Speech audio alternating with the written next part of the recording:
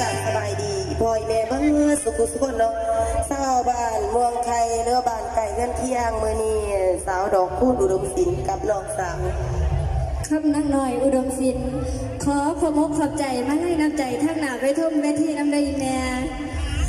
บ่เพื่อเปิดกันบ่ให้สักษาเสียเวลาเนาะอีแม่ถ้าพบกันในช่วงเรื่องต่อก่อนเลยเด้อสำหรับช่วงนี้สาวกำลังลอยกับสาวดอกคูณกันขอลงไปเตรียมตัวก่อนเนาะอีแม่เจ้าน้องมาดีก็ขอเสียงอีกบาดึงพี่น้องมอบานเตสองสาวมีใบพบกับอีกหนึ่งสาววัยรุ่นพี่น้องโอ้ยสาววัยรุ่น